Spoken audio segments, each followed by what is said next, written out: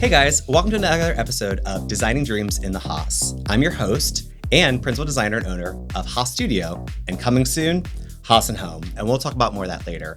But I want to introduce you to our guest today, Tami. Hello. Hey, Tami. Hi. So Tami's with Custom Distributors, and how long have you been there now? Coming up on 6 years. Oh, wow. Okay, I know. 6 years. That's Time crazy. flies. I know, because Haas Studio has been open. It'll be 6 years in October. So it was right about the same time we would have started crossing paths.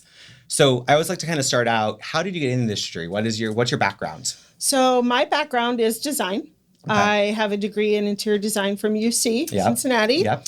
Out of college, I worked in the commercial side of the business industry, and I was working for an architectural firm almost 4 years. Okay. Then I decided that I wanted to be a rep. So I worked as a rep on the commercial side of the industry until I took a break, raised my family. And about 6 years ago, I entered back into the workforce, at which point I found myself on the residential side, and it's been a good fit. Awesome. So I dabbled in commercial a little bit in college as well. Did you like the commercial industry? I did not find it as creative as I had hoped it would be. Yes. And that is probably why I switched to being a rep. Yeah. In my commercial experience, the company we worked for did a lot of the fifth thirds. But, here's your creativity level. You can choose this white or this white. And it's so limiting. And it's not enjoyable at that point. You're just really, your hands are kind of tied. Yeah. I think the sweet spot for commercial is like restaurants, hotels. Yep. Retail, lovely space. Yeah. And that's not what I was working in. Yeah. What did you rep then? I did Formica. Oh, fancy. And my longest position was Solutia. Solutia makes nylon. You would know them as Monsanto. Oh, okay. Yeah. And so I worked with all of the commercial carpeting reps whose products used our fiber. Yeah. Did a lot of color forecasting and working hand in hand with them. That's really cool. Yeah. So what then brought you from Cincinnati up to Columbus? I'm from Columbus. Oh, you're from Columbus. So Okay. I grew up here, and Okay. I came back. I don't know, well, you know UC's program because Yes. you're a graduate. Yeah. So I had done my co-ops or my internships in Washington, D.C. Oh, nice. Loved it there. Yeah. Came out of college during a recession, Oh, always fun. saving up my money so I could live there without a second job. Yeah. And then I met my husband. Yeah. And here I am. Yeah. I stayed. Yeah. So you've been at Custom now for 6 years. And did you know a lot about appliances when you started, or was you kind of just thrown into it? No, I did not. Custom Distributors has an excellent training program. Okay. We receive training weekly, sometimes more than weekly. Yeah. We have 72 brands, give or take. Yeah, of course, yeah. And a lot of on-the-job training. My role is outside account manager. So my job is to call on the custom home builders, remodelers, architects, designers, cabinet shops. So once the account is set up, the homeowner comes in and works with one of our inside salespeople, showroom consultants. Yeah. So I do have a lot of product knowledge now. Yeah, More than I ever thought. I'm sure you do. But it wasn't crucial for my role at the time I started. Yeah, you're just building relationships. Yeah, building relationships. Well, I think that's one thing I like about Custom so much is all you guys do is just appliances. So your wealth of knowledge is really good. So, as designers, we have to know cabinets and countertops and hardware and tile and lighting. And then we have to know some appliances so we actually understand how it functions. But to understand 72 brands, and they're constantly changing every single day. And then you get specs and you get the appliance and they don't match sometimes. You're like, love it when that happens. Oh, it's my favorite. You're like, wait, you said the gas line was on the left side. Oh, you moved it to the right and didn't change the specs. Okay, I'll call my plumber back out and we'll move that again. Thanks. Yes. But no, it's nice to have somebody we can call when these things do happen, or when it's just I don't even know where to start sometimes. And it happens because there are so many brands out there. And then mixing and matching, and we'll talk about that because that's one of my biggest pet peeves unless there's paneling and stuff like that. That bothers me too, Tyler. I can't stand it when there are two appliances on the same wall that have different stainlesses, because just because it's stainless does not mean it's stainless. There are different brushing and different smooth levels, so they're not the same. Then different handles, like you'll have a pro handle on one and then a bow handle on the other right next to each other. It drives me insane. I also don't like that. Black stainless is the worst. Oh, because there's so many different ones out there. Right. It's like, in the plumbing world, like someone has a Kohler faucet and then has a Brizo handheld. And you're like, these don't go together. These are two different. Is that true in plumbing? Yeah, plumbing's the same way. Like finishes across the board do not match each other. And, on top of that, as designers then, we have lighting, cabinet hardware, and then faucets. And we're trying to match 3 different companies that don't make any of the same thing. No, there's not one company. Your knobs and your bezels. Yeah, on your appliances. None of those companies talk to each other and say, "Hey, our bronze is going to be this color this year." Yeah. You think they would? It'd be really nice if they would, but they don't.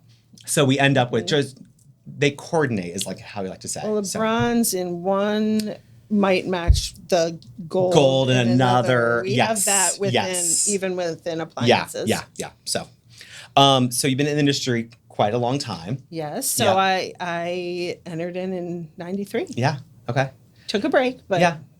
I mean, it's always nice to spend some time with your family. Now your last kid is in college. Now just took her to college. I'm officially an empty nester. It's a new chapter. It's always fast. good. Yeah. So what is your favorite part right now about your job? Is it working with the homeowners? Is it working with the designers? What do you like the best right now? So I work not with the homeowners a lot. Mm-hmm. I do occasionally, but that's not my role at Custom Distributors. Yeah. I like the relationships. This is a relationship business. Absolutely. As you know. Yeah. And I know it sounds crazy because this is also my least favorite, but I like the fast pace. Yeah. I do. I like that every day's a little different and never a dull moment. I know. I know. Tami came in today and said she had to go deal with some people, and that's what our job is. It's it's a lot of peopling, and my husband knows when I get home, no talkie. Like for the first 30 minutes, do not talk to me. I have talked out. I have peopled enough. I just need quiet. That surprises me about you. And a cocktail. This one, it's probably Tito's. One of my favorite Yetis. But I just need a moment. I need to not think. And the worst is I'm decision overload. So you also knows, don't ask me what you want for dinner. I don't care. Make whatever. I will not complain about it. I promise, take me wherever you want to go. Yeah. I'm just fatigued. I made enough decisions today. Please that's on you. It's hard to turn it off. It is. It is. And then we go if you care, it's hard to turn it off. It is. And obviously we care a lot. And that's why we're in this industry. We're in people's houses all the time. And people don't realize how straining that is on people, people working in your house and things going wrong, and it's gonna go wrong. That's what this industry is. If it was easy, everybody would do it. Right. But I know you also have a lot of new builds, which I think new builds are way easier than remodels in my mind. Things go wrong there too. I know things go wrong, but when you don't know what's behind that wall, it's a lot harder. Yes. Yeah. I think that they just have their own unique. They do. Yeah. They're their own You've unique done some issues. new builds. We've done some new builds. Yeah. It's just everything has their own unique challenges. And I think for new builds, the hardest thing people don't understand is all the choices you have to make, down to door stops. And people don't understand. I've got the most challenging for you, though. Okay. A walk-in who is their own GC. Oh, that's not going to end well. You don't meet them. No, but I don't. We do. Yes, we do. Yeah. Do you guys mainly cater then to new builds, or is it kind of remodels, or is it kind of 50-50? Oh, gosh. We span the whole thing. We start with multifamily. Okay. We do a lot of multifamily bidding. Which is I huge personally probably spend 50% of my time with that. Yeah. So multifamily to remodels to new build, production builders, and then custom builders. Yeah. Our showroom is beautiful. It is. I will say. Yes, it is. It is not a retail location. Yeah. So almost everyone that comes in with a referral from an industry professional. Anyone can come in. Yeah. So we always help walk-ins as well. But almost everybody comes in with an appointment and an intention. And we typically have a good idea of what their project is going to look like before they even come in, because we have a partner that Yeah, we're working yeah. with. Yeah. Say someone's just starting their journey on appliances and they don't really know where they want to go. And I will say we get this a lot with people because they probably have had a 30-inch oven with an OTR and a regular refrigerator, and they're ready to actually do it. What do you find is the best direction to kind of start taking them? Is it like talking about how they cook and how they live in their house? Is that usually like the best direction to kind of figure out what's right for them? So I know that myself and we have 5 showroom consultants. Yep. What we like to do in our showroom, things are shown in kitchen vignettes Yeah. for the most part. Yeah. So a good idea is kind of as you acclimate them with our company and get to know them a little, to take a quick spin around. Yep. See what catches their eye. It works really well if we know the budget. Yeah. Because we can, knowing what their needs are and their budget, even though we start with over 70 brands, you can round it down to just a handful pretty fast. if you know those 2 things, so that everyone's time is well spent. Yeah, exactly. Well, and that's the crazy part because, we'll interview clients, and how we work is we interview them and make sure it's a good partnership because, you're going to spend a lot of time with us and we're going to spend a lot of time with you. And I don't want there to be a day you're like, I don't want to pick up the phone and call Tyler. I don't like him. I don't want that. So we interview our clients just like they're interviewing us. And part of this interview process is like, how to live in your house, and also what's the investment level for your appliances? Because on the same 5-piece package, you can spend $5,000 and you can spend $50,000 on the same exact product in terms of the number, product category, but vastly different. And even within the same price point, you can get quite a different aesthetic. Yes, yeah. So what is your aesthetic? Yeah. So that's why that trip around the showroom helps to kind of see what catches their eye. And the other thing that I know for sure is if you have not remodeled or built or shopped for appliances in a while, it's very likely that you are not aware of some of the product categories. Oh, for sure. So appliances should be kind of one of your first stops in a project, because once they come in and they see those product categories, we like to think of ourselves as educating the clients. For sure. And you don't really know what cabinets you need. Yeah, well, and that's the thing. So like once we get through the first design phase, and we already have an idea what the client wants, but we want them to touch it and feel it and make sure they like it. But we take them to custom at the very beginning for the reason they're always like, I'm fine with a 30-inch. I'm fine with a 30-inch. And they walk in like, oh, I love that 48-inch range. I have to have it. Yeah. That's fine. Not only does it change the cabinets, it changes the electric, it changes the gas, it changes the hood, it changes the vent. Right. There are 10 things that changes. How much storage you even have left. It's all the things that change, and no one's really thinking about that. We are, but we got to make sure, that we're all on the same page. So. Yes. Yeah, that's really important. Those things. All those things are super important. So, what is some advice you would give to someone who's coming into this industry that is looking to put their foot in the door? Keep an open mind. Okay. I never would have thought I would be a rep. Yeah. And that's where I would land when I was in design school. Yeah. But that's the best fit for me. Yeah. Keep an open mind. Network with people. You never know where that person that you didn't think you'd ever need is going to end up. Yep. People become designers. They become reps. Reps become designers. Well, and even in how big small Columbus is, it is amazing. You're like, oh, I know this person, and that person's been here, and that person knows that. It's a very incestual community. Once one person moves, it's like musical chairs. It really is. But one person got up until it all settles, and then give it about 5 more minutes, and it's all going to spin around again. And I do think that's something that's about at least our city. I was in Cincinnati sometime, and it was a very competitive space where people were not nice to each other at these industry events, whether it was NARI, NKBA, BIA. It was a very kind of cutthroat industry. Now, again, this is, I graduated during a recession as well. So, I had a job where a lot of people didn't. So I didn't, maybe that was part of it as well. But I find, most of our events, people are actually talking to their competitors and, just passing on information. So this is a great community. We have a good community. We do. I think we have one of the most active networking communities in the country. Yeah. Between several different trade organizations. For sure. And it is, our company's based in Cincinnati. Yes, yeah. And the numbers that of people What we that have, come yeah. out, Yeah. to Well, you guys industry host- events. You guys host a huge NARI event every year, and this past year there was over 100 and some people there. Yeah, we didn't get an exact count, Yeah. but I think we were around 160. That's insane. We had a new display launch recently where Yeah. we were around that same number. Yeah. We have monthly trainings for designers where we get between 30 and 60. Yeah, that's insane. People come. Yeah, They wanna I mean, come. you guys, a beautiful showroom. You always have delicious food.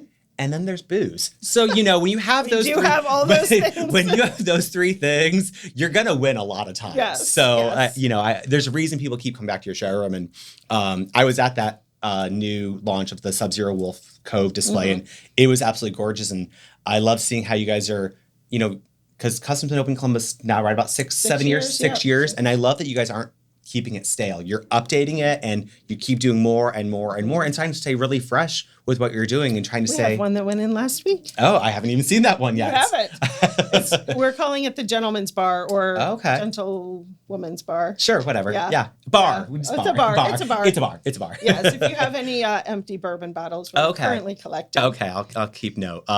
Jake, our production manager, so we're right across the street from High Banks Distillery, and they have a double barrel, triple barrel launch once a year. I don't know. I'm not a big bourbon person. But there was this huge line of people sitting outside the doors of High Banks, and he was like, are they out? Are they out? I was like, I don't know. He's like, can I go across the street? I was like, yeah, go get in line. He got the second to last bottle before they ran out. Oh. So he has these shelves above his desk. Is and it empty? Because No, I'd it's- like it from no, this place. no, our IT person came in the day because I think he has 3 or 4 bottles up there now. And our IT person was like, do you think he'd notice if I just start taking these out of the office? And I was like, so other people have photos of their family, and he has photos of his family and stuff like that. He has bourbon bottles and then pictures of his daughters and his wife on his He's desk. definitely going to have to come. He's gonna have to come check it out. Our next designer luncheon is for this display. Yeah. So I love this question. What is your funniest or most embarrassing story during your industry career? Okay. I told it to you a minute ago. Goes way back. This is probably my second week Okay. working in my real job out Okay. of college. Okay. And back in the early 90s, you know, Mm-hmm. for those of you who can picture it, Yeah. I had my suit on, probably had the shoulder pads. Yeah. Just some And- bangs too. What did I have? I had a short bob. Short bob. yeah. Okay, so I had on these really high heels because I was trying to be really professional. Yeah, of course. I was 22. Yeah, and, right, you know, yeah. Yeah. And I came up, it was one of my first sales meetings, Mm-hmm. and I had my little styrofoam cup of coffee from the coffee bar, and I tripped and splayed out and did not drop the coffee. Well, that's the important part. You didn't drop the coffee. But looking back at it, just be who you are. I'm not a stiletto heel wearing girl. And that's okay. Yeah. Be you. And so that was terribly embarrassing. Well, and it's funny. We all have those moments, but in reality, I'm sure you think about you like those times you wake up at 2 a.m. and it's in your brain for some reason. Yeah, no one else daily. ever remembers that. No one else has any recollection of it. Like we all are our own. It was pretty good. They might. They may. So I've been reserving some of my stories, and this is one, and it's appliance related, so that's why I'm going to tell you this one. So I was in Cincinnati at the time working for a cabinet company who also did countertops, and we were just doing a countertop switch out. So the cabinets stay in. That morning we go in, take the old countertops off, and then put new countertops on, leave, done. Kind of easy. swap a top kind of thing. So had this customers came in, they were lovely. I knew she kind of was a stay-at-home mom, but did some stuff, and husband worked out of the home because no one worked remotely back then. Yep. So day comes, hey, countertops are coming. All right, great. And to take the countertops off, because they had laminate, they had to take the dishwasher brackets off. There's dishwasher brackets that hold the Yep. dishwasher in place so it Yep. doesn't fall over when you open the door. So if you have a dishwasher, it's falling over, the bracket's probably broken. So they go to take it off, and they ask the lady, hey, can we unscrew the dish, or can we open the dishwasher? And she's like, yeah, go ahead. And then as soon as she said that, she stopped, and they opened it, and it was filled with multiple sizes of sex toys. Get out. In the dishwasher? So Well, sterilizing. she was sterilizing. So it came out, she worked for Pure Romance, and she was a salesperson, and she would go, and I think she was actually being pretty sanitary. So after the party, she'd come home and she'd put them all in the dishwasher. And that is funny. So she was so mortified, she ran upstairs. About 5 minutes later, the house phone's ringing, because we had house phones back then still. Yes. And you heard the lady of the house say, answer the phone, answer the phone. So the installer answered the phone, and it was the husband. And he's like, oh, my wife is really sick and can't come downstairs. No, she hid up there the entire rest of the install. All she had to do was just say, hey, no one cared. This is my job. But the installer called me, he's like, they were in the silverware divider. And to this day, it is still one of my funniest moments. Okay. And again, be who you are. If you sell sex toys, you sell sex toys. No one cares. Right. Yeah. It was so funny. And you were there? I came in the beginning to kind of bring the guys in. I left, and then I was driving away, and they called me, and they're like, we don't know what to do. And I was like, and people put me in roles. Shut the dishwasher door. Right. That's all you have to do. I mean, I was in a management role by 22, 23 for this company. I didn't know what I was doing. And I was like, I didn't know what Pure Romance was at the time, because it was just kind of starting, because it started in Cincinnati. So I had no idea. I was like, what's Pure Romance? And so that's one of my favorite ones out there. So that's a good one. That's a good one. I have lots. I have been in a lot of people's houses, and it is amazing. People show you who they are. You know, the unmade beds, the dirty toilets. Okay, I have a question. Okay. So you're in a home for sometimes 6 months. Yeah. Is it at the beginning, they've got everything all tidied up, and by the end, they can't maintain it anymore, and they're who they really are? It's 2 times usually. Usually when we first come to it, because they're over the house. Like, they're sick of the kitchen or the bathroom, so they just kind of either quit taking care of it, quit kind of like organizing it, and it's kind of messy. Clean mine. And then later, sometimes it's when you come back, and they don't take care of it then sometimes too. So a lot of people, it's a big investment. They've take care done of a it. remodel They've with you, but then they don't always take care of it. And it happens. But no, during construction, it's hard. I have lived through construction projects, and it is not fun. I've done dishes in a bathtub, and it is challenging. It's the drywall phase, right? That's the dirtiest. That the worst That's part? the worst phase. So we usually have our cleaners come out right after drywall phase to kind of do a really deep clean, and that really helps. We always recommend having their ductwork clean afterwards, and that helps as well. Because if not, drywall dust is so fine. So right. Yeah. Good. All right. That's good. So now I have some fun questions. So this is my AI question thing. I put questions into AI, and I have to see if you know the answers to them. Okay. Some of them are outlandish, so I don't expect you to know all of them. So the first question, what was the first kitchen appliance? Oh, the first ever kitchen appliance. Yes. I'll give you the year. It was from 1892. Oh, was it 1892? An ice box? Electric stove. Really? Was the first appliance. Okay. This one should be pretty easy for you. Name the 5 brands under GE. Oh, okay. So we have, starting at the top, Monogram, Cafe, Profile, Standard GE, High Air. Hot Point. Oh, Hot Point. Hot Point. Yeah. All right, good. Ding, ding, ding. Got that one. Cool. This one, it's ChatGPT, so it doesn't know the exact answer, but I kind of feel like it's probably the right answer. What is the most expensive appliance brand right now in the U.S.? Sold in the U.S. or made in the U.S.? Sold in the U.S., yes. Sold in the U.S. Is the Chateau Range? Chateau Range, yep. And who is the largest manufacturer of appliances in the U.S. right now? In the U.S., Whirlpool? Yep. Ohio made some. Yes. So. No, they have 5 Ohio manufacturing facilities. So, I'm from up north.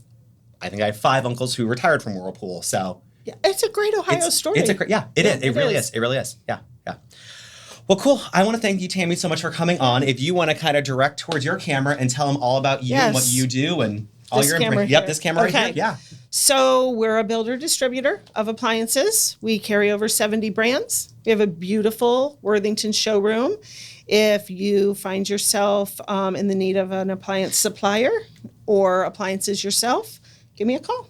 Awesome. Thanks so much, Tami. Thank you. Thanks, guys, for joining us on another episode of Designing Dreams. As I mentioned earlier, Haas & Home is our newest brand to the Haas family of companies. We are launching an interior design company. It will be right next door to our current location, 1068 Goodell Boulevard. We will be open Thursday and Friday, noon to 7, and then Saturday 10 to 2. We're going to have lamps, vases, rugs, small furniture to kind of start with. We have a on-staff interior designer who can help you with all your in-house needs. And then we have a lot of custom furniture and rugs that we'll be bringing along as well. So we're super excited for this journey. It's something new for us. It's something actually came out of working with our clients and staging the houses. They asked to purchase the furniture and purchase things. So we thought, why not expand this brand and help people really turn their house into their Haas? So thanks again, guys.